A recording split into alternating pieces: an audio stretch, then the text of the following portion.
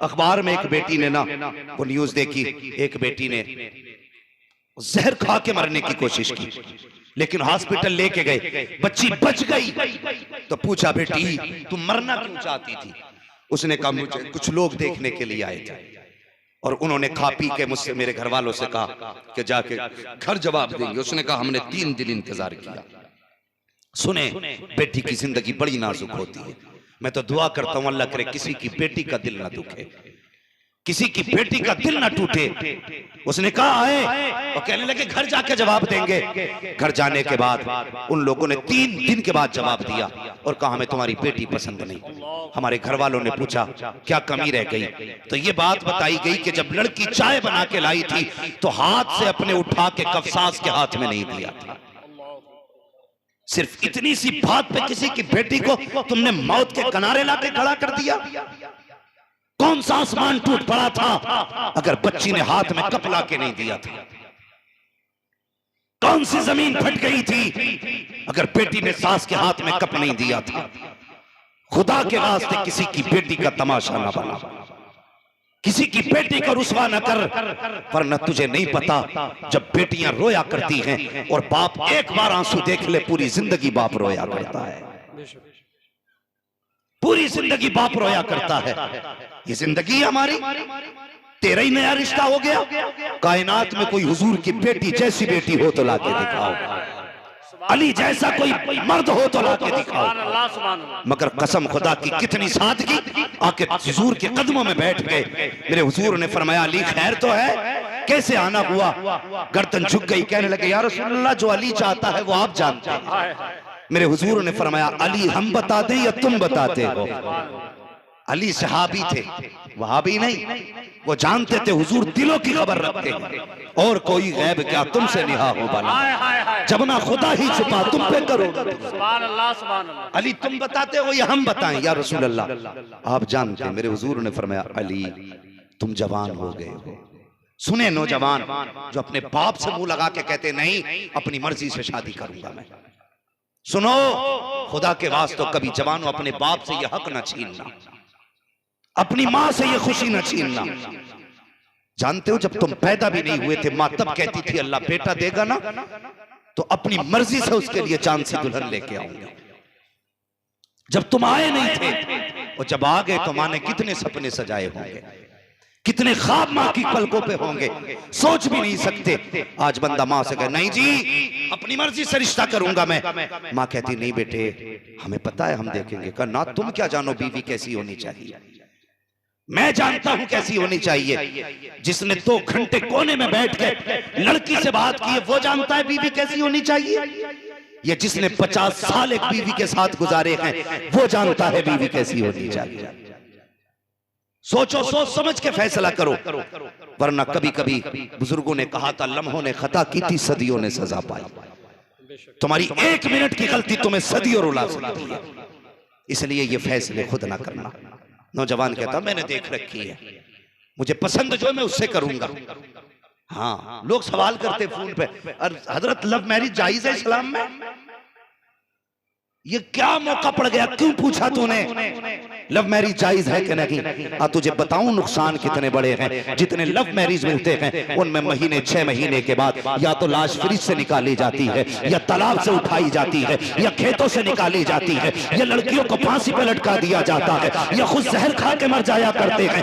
वजह क्या है? वजह यह है कि इसने बाप की नहीं मानी है, अपनी चलाई है, अपनी मर्जी के मुताबिक निकाह किया। क्या ये अच्छा होता बाप की मर्जी से निकाह कर लेता?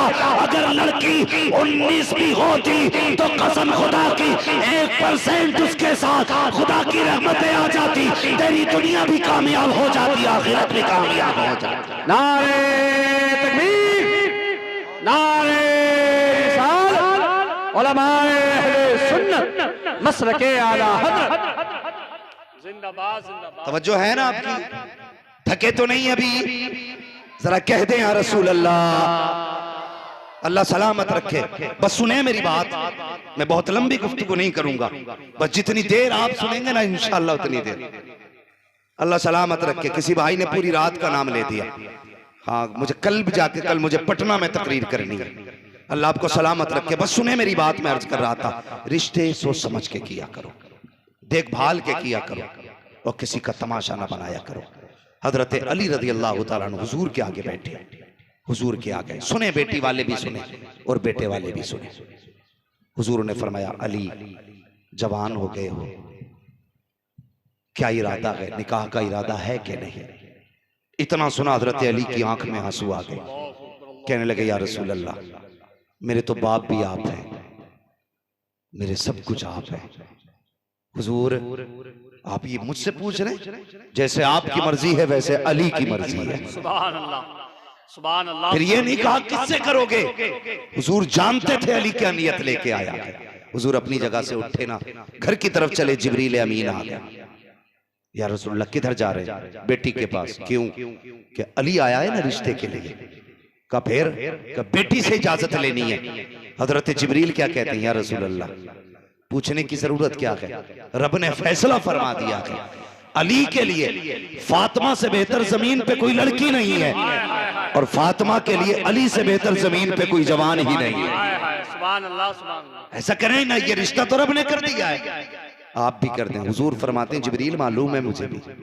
फिर फरमाने लगे, कुछ उम्मत को भी सबक देना है,